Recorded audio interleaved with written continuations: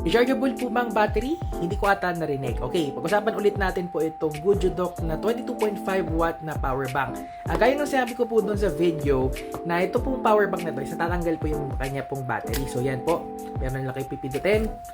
Then pag gusto nyo pong palitan ng bagong battery, ganyan lang, kukuha tayo ngayon ng bagong battery. So susundin mo lang po yung mismong instructions kung saan po ba yung positive and negative. Nakalagay naman po yan dito.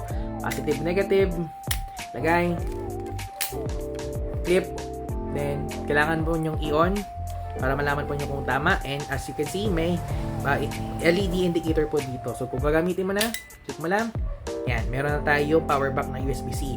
Now, yung sa tanong po ninyo kung rechargeable po ba ito, the answer here is yes.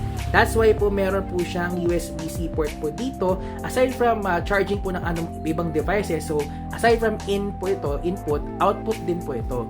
So ngayon po, we will use this as an input. Meron tayo dito ngayon na nakalagay sa saksakan. So on po natin siya ngayon. At papansinin po ninyo itong LED light po na dito. Yan, umiilaw po siya. On po natin ulit. Yan. Yan po. And on natin.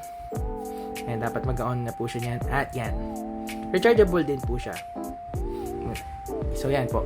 Pagka 22.5 watts po siya, dapat magkukulay green po siya dito. But regular charger lang tayo just to make sure lang po na mapapakita ko sa inyo na gumagana po itong ating power bank. Yan, ganyan po siya.